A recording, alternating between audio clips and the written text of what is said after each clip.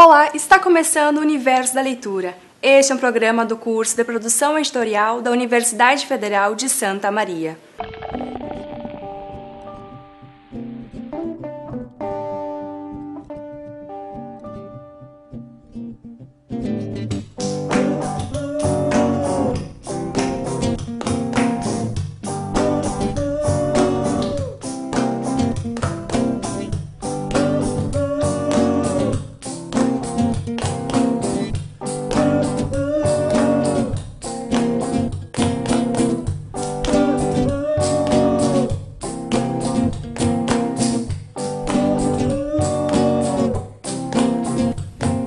A leitura de todos os bons livros é uma conversação com as mais honestas pessoas dos séculos passados.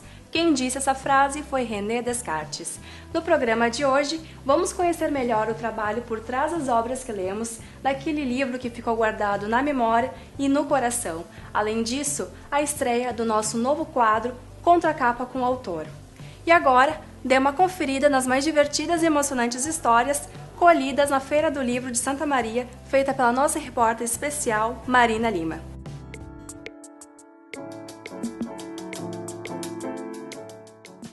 Nos conta então as histórias curiosas que tu vivenciou aqui na Feira do Livro já? Bem, assim, diariamente passam pessoas curiosas e diferentes aqui na feira.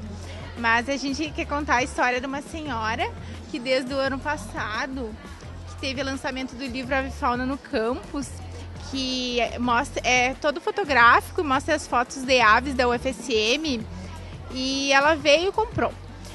E ao longo de toda a feira ela vinha e comprava, porque ela é uma senhora bem pequenininha, então ela é magrinha, ela não tem força, então ela vem e compra um livro, aí ela vem e compra outro, e assim ela faz. Ao longo de todo o ano, ela foi lá na livraria, buscou o livro de novo, e esse ano ela já veio 2 vezes buscar o livro. É sempre o mesmo, ela já deve ter comprado uns 15 livros, que é o mesmo. Além disso, outra coisa que assim acontece, que às vezes vem algumas pessoas de diversas áreas, enfim, perguntar sobre livros. Aí tem alguém do lado que já diz assim: ah, tu tá precisando de tal coisa?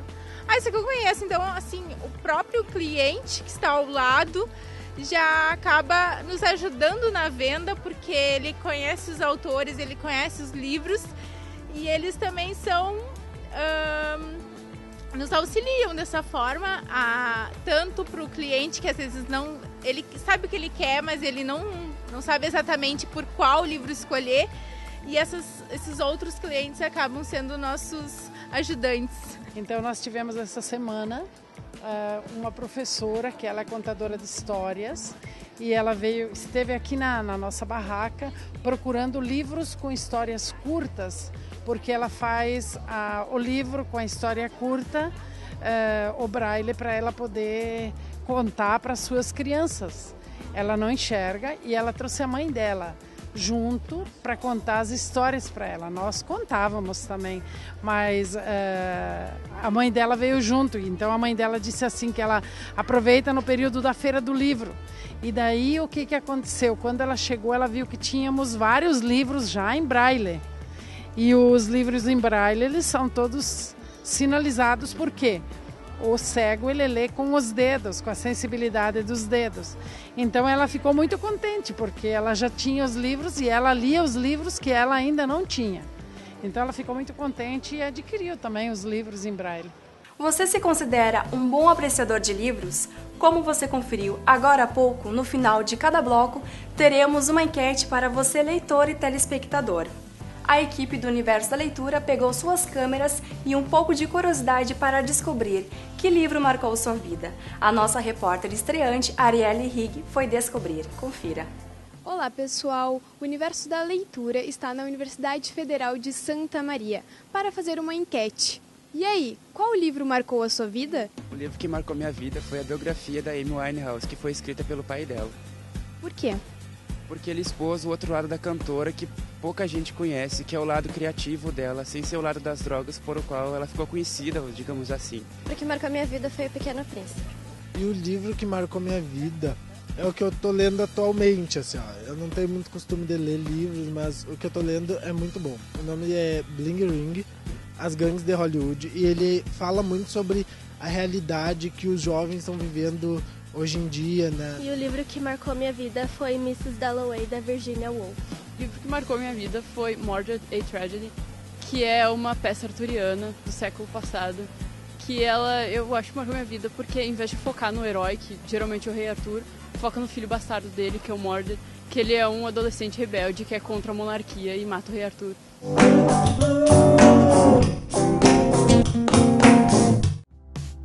Sabe que me disseram que eu era o melhor amigo que alguém podia ter? Só que sei lá, acho que as pessoas andam sem tempo pra mim.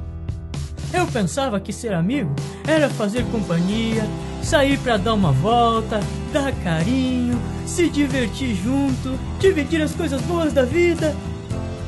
Mas vai ver, isso é só coisa de cachorro mesmo.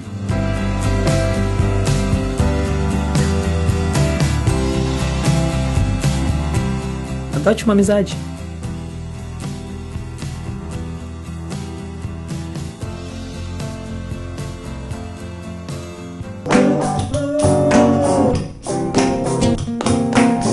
Editora, que tal conhecer mais de perto? Então fica ligado que apresentaremos agora uma entrevista feita pelo repórter Pedro Barcelos com o diretor da editora UFSM. O Universo da Leitura veio fazer uma visita à editora UFSM para conversar com o diretor Daniel Coronel. Obrigado por participar. Que tipo de publicações vocês fazem aqui na editora? Bom, a editora da UFSM, como tu falou, lançou 25 livros este ano na Feira do Livro. Quais os temas de interesse da editora? A editora da UFSM tem um escopo editorial que ela aceita livros didáticos, temas contemporâneos, memórias sul-riograndenses, páginas escolhidas, dentre outros temas que são de interesse da editora, ou seja, são temas possíveis de publicação. Como é que funciona o processo de publicação aqui na editora da UFSM? O autor submete em 2 vias impressa e uma em CD o seu material. O conselho editorial, que é formado por representantes de todos os centros de ensino da UFSM, faz uma análise preliminar. Se achar que o livro tem condições, está adequado, ele vai para os pareceristas externos. Estes pareceristas externos fazem análise, fazem sugestões, ou seja, fazem uma análise com muita acuidade da obra, com o objetivo de manter a qualidade de todo o material publicado pela editora da UFSM, ter qualidade, ter um sério padrão editorial. Tu falasse das linhas, né, que vocês seguem.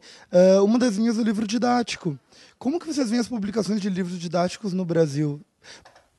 Bom, no Brasil, a gente tem que saber diferenciar uma publicação de um livro didático de uma editora universitária para uma editora comercial. A editora universitária, o foco principal dela é a qualidade. De uma editora comercial, não estou dizendo que o foco que ela não preze pela qualidade, não é isso. Ela também tem uma preocupação com o lucro, ou seja, ela pode ver o livro de uma editora comercial, além dele ser bem estruturado, ele tem que ter um grande potencial de venda. Numa editora universitária, esse propriamente não é o grande potencial de venda não é o foco principal. O foco é a qualidade. Então, esse primeiro a grande diferença entre uma editora universitária e uma editora comercial. Uma editora universitária, ela tem que ser sustentável. O foco principal dela é a qualidade. De um modo geral, aqui no Brasil, os livros didáticos vêm perdendo um pouco essa qualidade. Por quê? Porque muitas editoras publicam um livro que atendam, que seja um vendável, ou seja, que tenham um público-alvo. Não se importam tanto com a qualidade. Esse é um diferencial competitivo, né, das editoras universitárias, que querem publicar materiais didáticos com qualidade, materiais didáticos que façam uma ampla reflexão. E agora, confira mais um pouco da nossa enquete sobre o livro que mais marcou sua vida. E aproveita para curtir a nossa página no Facebook. É só procurar por Universo da Leitura e deu. Você está atualizado sobre as novidades do mercado editorial, da nossa programação e conteúdo extra. Não saia daí que no próximo bloco teremos a estreia do nosso novo quadro. O livro que marcou minha vida foi O Morro dos Ventos Uivantes. O livro que me marcou foi A Marca de uma Lágrima, do Pedro Bandeira. E ele me marcou porque foi bem no período que eu estava saindo da infância, né? Eu tinha 10 para 11 anos e foi o primeiro livro diferente assim, que eu li, porque até aquela época então eu lia muito literatura infantil. E aquele foi o primeiro infanto-juvenil que eu li. O livro que marcou a minha vida é O Pequeno Príncipe, porque eu acredito que as mensagens que ele traz ali não só são positivas para a criança, como na vida adulta como um todo, né? E o livro que mais marcou a minha vida foi O Conde de Monte Cristo, de Alexandre Dumas.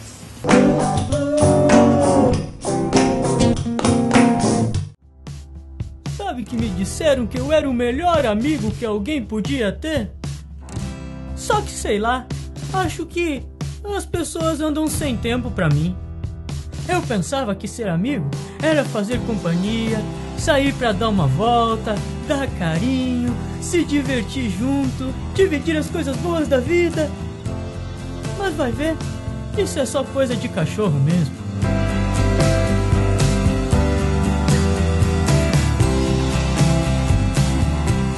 Adote uma amizade.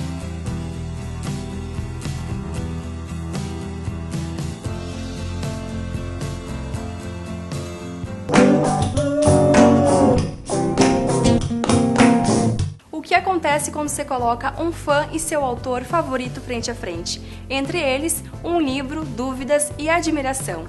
Vamos apresentar agora o nosso novo quadro, o Contracapa com o Autor, estreando pela autora e responsável pela editora Maria Papelão, Luísa, e por sua fã, Martina. Bom, nós já nos conhecemos do curso de letras, diretor acadêmico, da vida, mas talvez não me conheça como uma leitora da tua obra. Então, sou uma leitora do Tempo Embalado, para Apodrecer, e tenho as minhas partes preferidas e gostaria de conversar contigo nesse sentido, da tua criação, da tua relação com a literatura. E talvez uma dúvida que eu tenha, dentre tantas, é como que surgiu o Tempo e como que o Tempo veio parar numa edição de Cartoneira. Bom, primeiro, eu não te reconhecia como minha leitora, apesar de conhecer como leitora, né, de outras coisas, mas não especificamente do Tempo. Bom, a obra surgiu... primeiramente, a obra não surgiu antes da Maria Papelão. Eu estava escrevendo o Tempo e surgiu a ideia, junto com o restante do coletivo, que é o Fernando, o Júlio, a Luciele, a Lara e o Diego, a ideia de criar uma editora cartoneira aqui em Santa Maria. Isso depois de ter sido criada a Estrela Cartoneira, do Tex e outro pessoal. Então a gente se juntou e resolveu criar a Maria Papelão por interesses comuns, assim, por acreditar na história das editoras cartoneiras e por acreditar também que a gente precisava não só de uma editora aqui em Santa Maria, mas de uma editora que pudesse trazer autores que, de repente, não seriam publicados por outras editoras e uma maneira diferente de publicar livros. Então, eu, como fazia parte do coletivo, submeti a obra que eu estava escrevendo para o restante do coletivo, que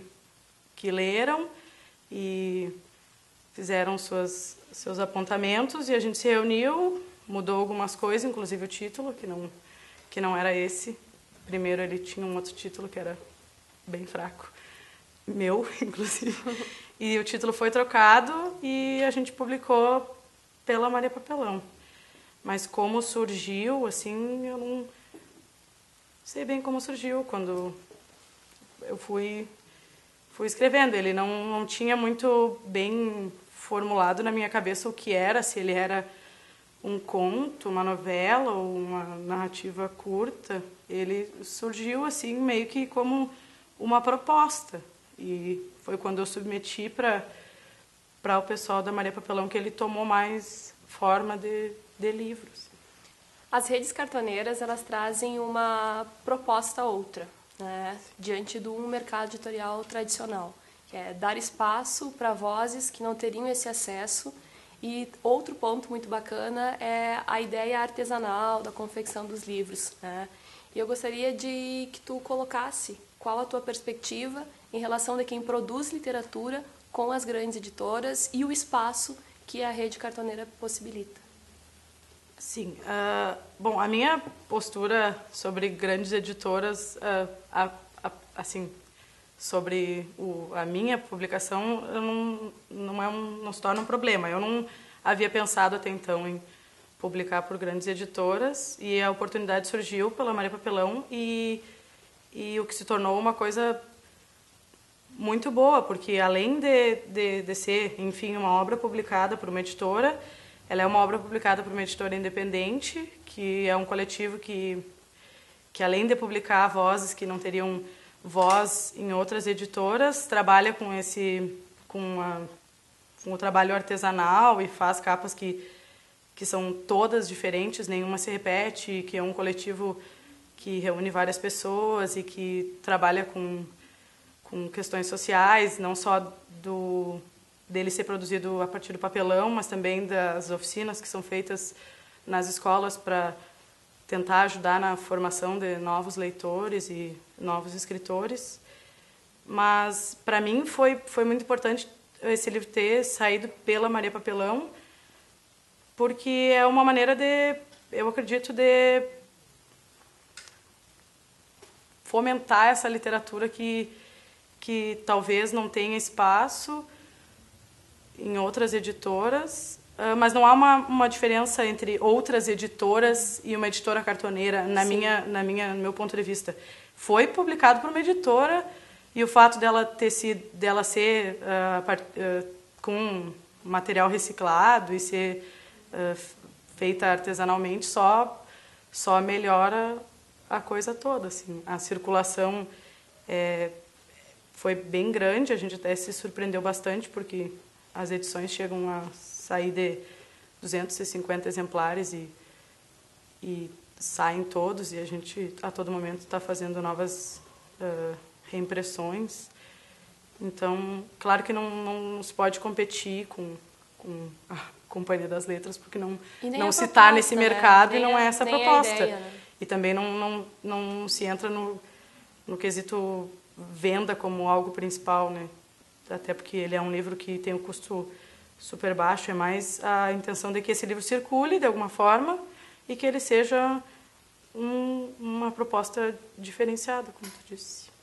Sobre a tua produção para além do tempo, eu gostaria de saber onde que a gente pode ler mais textos teus, se eles estão em algum suporte, internet, e principalmente quando eu comecei a leitura do tempo, a epígrafe me chamou muito a atenção e fomentou uma leitura de entender, né, por que ela faria sentido. Primeiro que não pode ler em outro lugar, está proibido. Bem, antes do tempo, eu só tinha publicado um livro que não era só meu, era em conjunto com outras 6 pessoas, a partir da oficina de criação literária Alci Shawishi, que é uma oficina que tem duração de 1 ano e que são essas oficinas, assim, que existem algumas no Rio Grande do Sul, que é a do Alci, é do Assis Brasil, em que há um tempo em que se discute obras literárias, se leva os textos, e no final desse curso, que seria, para mim não foi porque eu tinha 16 anos, mas para os outros colegas ele vale como uma pós-graduação, né? Ele é dentro da universidade. A do Alci Shawishi faz parte da Urcamp, assim como a do Assis Brasil faz parte da PUC, né? Então, para mim, valeu como uma publicação. A gente publica um livro pela Martins Livreiro, que metade do livro é histórica, que conta a história, a oficina quando ela tem todo ano, então quando ela inicia, ela tem uma temática. A temática que eu participei era sobre a história de Caçapava, que é a cidade onde eu nasci. E a primeira parte, então, é sobre a história de Caçapava. Então, são alguns pontos da história ficam para cada um dos autores, e a segunda parte são contos livres. Então, tem 3 contos livres nessa segunda parte e 3 contos sobre a história de Caçapava na primeira parte. É só essa publicação. E depois há um concurso literário, esses da Câmara, essas coisas. Mas eu era muito nova, então eu sou um pouco eu renego esses primeiros. E depois o Tempo, que antes dele ser lançado pela Maria Papelão, eu enviei pro Prêmio Festipo Literário, que ele foi selecionado entre os 11 finalistas, mas não foi vitorioso. Não era vitorioso mas aqui. ele seria o vencedor teria publicação pela Modelo de Nuvem. Então até foi bom, né? Porque ele no tempo, quando eu mandei, ele não tinha sido publicado pela Maria Papelão, mas quando o resultado saiu, eu já tinha publicado pela Maria Papelão. Então ele ficou com a publicação da Maria Papelão. E depois do Tempo ainda não tem nada assim. Continuo escrevendo, mas nada que possa ser lido. E sobre a epígrafe? E sobre a epígrafe... a epígrafe é uma coisa bem difícil, assim. A epígrafe foi a última coisa que eu escolhi, depois que eu já tinha o livro pronto e eu já tinha enviado ele para o coletivo. E ele surgiu porque eu pensei na epígrafe como algo que tentasse resgatar algum ponto que mais... que para mim era mais importante na obra, né? E então eu queria alguma coisa que pudesse lembrar que ninguém sai dessa vida sem uma grande tragédia. E daí peguei o Marçal Aquino, Eu Receberia as Piores Notícias dos Seus Lindos Lábios, porque enfim, não tem uma ligação direta a epígrafe com a história do tempo, mas tem essa coisa de valeu a pena para alguma coisa, nem que seja para contar uma história no final. Luísa, eu te conheci como a leitora que marcava os próprios livros com post-its. Então, da leitura do teu livro, eu tenho várias marcações. A minha parte preferida é: nossas vozes eram desafinadas e nenhum adolescente naquela fase em que desafina porque está virando adulto teria chance conosco. Éramos desafinados das cordas vocais aos pés, porque não sabíamos nada sobre existência. Desafinávamos com facilidade, descarrilhávamos, desconectávamos, deslocávamos, decolávamos. O código era deixar desafinar. O código era deixar, fosse o que fosse, a deixa. Estávamos também prevendo um estrago muito maior na nossa angústia sem nome. Prevíamos, sem saber, o fim de um de nós. Sabe lá como, por enquanto, e tínhamos pressa. Eu gosto dessa parte, assim como a obra significou muito para mim, é a ideia de que uma pressa do passado, ela pode não fazer sentido lá na frente. Então eu gostaria de ouvir sobre a relação, né, da obra, se o pensar o tempo foi um ponto importante para ti, e também saber quais são os próximos passos da Maria Papelão. Tá, uma coisa de cada vez. Bom, é muito estranho ouvir, né, outra pessoa lendo, porque isso significa que a partir da tua leitura eu consigo ver que talvez a minha leitura, é óbvio, ela é só uma leitura, e talvez o que tu tenha me perguntado para mim eu nem tenha pensado, né, o problema do tempo. Claro que eu pensei, mas que há a hipótese de que eu sequer tenha pensado nisso e que para mim isso não seja um problema. Mas sim, a minha preocupação com o tempo, ela foi surgindo enquanto eu escrevia, mas a minha maior preocupação era em deixar muito claro nessa narrativa, desde o início, que alguma coisa ia acontecer. Uhum. E até acho que nessa parte, Marca. De repente, dá para entender isso. Desde o início que alguma coisa, porque, se eu não me engano, eu não lembro muito bem, faz muito tempo que eu não leio, mas ele é narrado em alguns momentos no passado e alguns momentos no presente. E nos momentos que é narrado no passado, tem essa pressa de alguma coisa que vai acontecer. Então, há sempre a preocupação com isso que vai acontecer e que esse acontecimento vai se tornar passado e que esse passado vai se tornar uma coisa traumática.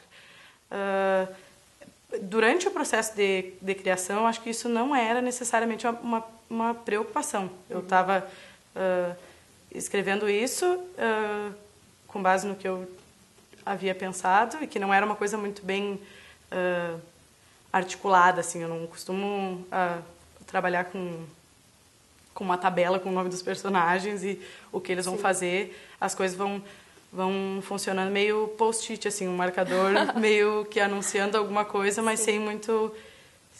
Tá ali no meio da página, eu não sei direito se ele significa para cima ou para baixo, e durante o processo em que eu estava escrevendo o livro era a mesma coisa. A minha preocupação era deixar claro que alguma coisa ia acontecer, que essa coisa já estava no passado, já havia acontecido, e que isso ia se tornar um problema. Então, sobre os próximos passos da Maria Papelão, O Tempo foi a primeira publicação. Depois veio o Estilhaço de Rodolfo Walsh, que é do Yuri Miller, que é jornalista aqui da comunicação da UFSM, e que é um livro reportagem sobre a história do Rodolfo Walsh e toda a trajetória na Argentina e ditadura. Depois, O Água em Pó, que é um livro de uma coletânea de poemas do Nicolas Baer, que é um poeta de Brasília, que fez parte da geração mimeógrafo e tem vários livros publicados por editoras outras e quis publicar pela Maria Papelão. Foi bem legal, porque ele pôde vir até Santa Maria para o lançamento, fez uma oficina. O próximo é o Voo no Zeppelin, do Zuka Sardan, que também é um geração mimeógrafo, publicou pela Kozak, várias outras editoras. E depois dele tem alguns outros também, de uma outra coletânea de poemas, de uma menina daqui de Santa Maria, e vão surgindo outras coisas. E durante os lançamentos, no meio desses lançamentos, a gente faz oficinas nas escolas, que a gente vai até a escola, os alunos normalmente jovens, assim, de ensino fundamental e médio, normalmente fundamental. E a gente já fez 2 oficinas, e o que acontece, a gente vai lá, conta a história da Maria Papelão, normalmente lê um conto com eles, conversa sobre o conto, e depois eles montam o próprio livro, né? Eles fazem a capa, pintam a capa, e com os contos que eles leram dentro do livro e podem levar. Fica com eles. Fica com eles, cada um leva, faz a sua proposta plástica na capa e fica com eles. Que ótimo. Bom, obrigada por essa conversa, Luísa. Foi ótimo ouvir assim, nessa posição de fã. Obrigada, foi ótimo ouvir assim, nessa posição de leitora. E para finalizar, gostaria de agradecer a sua participação aqui com a gente, assistindo e conhecendo um pouco mais esse universo cheio de leitura e interação, através do conhecimento e dos livros. Hoje eu me despeço do universo da leitura, mas o programa segue no mês que vem com um novo apresentador. Tchau!